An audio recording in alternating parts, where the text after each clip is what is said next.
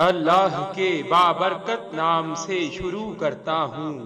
جو بڑا مہربان نہایت رحم والا ہے، اور درود لا محدود حضور صلی اللہ علیہ وآلہ وسلم کی بارگاہ ناز کے اندر، بارگاہ پروقار کے اندر ہدیتن، عقیدتن، محبتن، نذرانتن، تحفتن، مودتن، ادبن پیش کرنے کے بعد کوکاف کا فرشتہ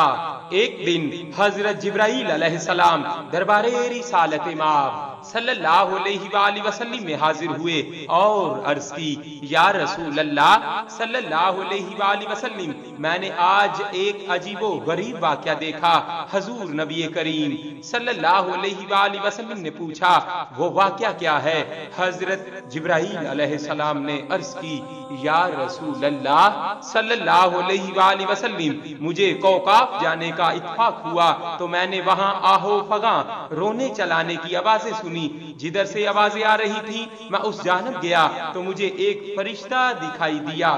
جس کو میں نے قبل اس کے آسمان پر دیکھا تھا، جو بڑے اعزاز و کرام میں رہتا تھا اور نورانی تخت پر برجمان تھا۔ 70,000 فرشتے اس کے گرد صف بستہ کھڑے رہتے تھے۔ جب وہ فرشتہ سانس لیتا تھا تو اللہ تعالیٰ اس کے ہر سانس کے بدلے ایک فرشتہ پیدا کر دیتا تھا، لیکن آج میں نے اسی فرشتے کو کوکاف کی وادی میں سرگرداں پریشان اور آہوزاری کنندہ دیکھا ہے۔ میں نے اسے پوچھا، کیا حال ہے؟ ایسا کیوں کر ہوا؟ کہنے لگا، معراج کی رات جب میں اپنے نورانی تخت پر بیٹھا تھا تو میرے قریب سے اللہ تعالیٰ کے حبیب نبی کریم صلی اللہ علیہ وآلہ وسلم گزرے تو میں نے حضور صلی اللہ علیہ وآلہ وسلم کی تعظیم و تکریم نہ کی۔ اللہ تعالیٰ کو میری یہ ادا، یہ بڑائی پسند نہ آئی اور مجھے ذلیل کر کے نکال دیا اور اس بلندی سے اس پستی میں پھینک دیا۔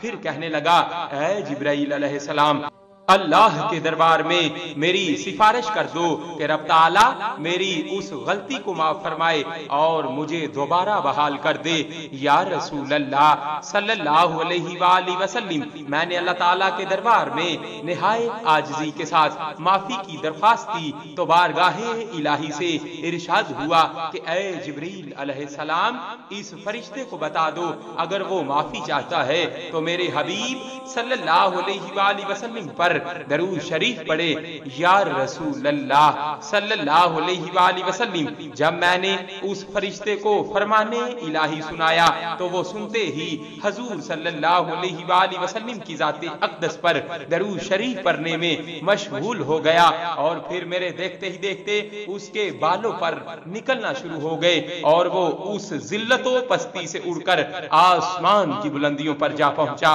اور اپنی مسند اکرام پر براجمان ہو گیا، صلی اللہ علیہ وآلہ وسلم۔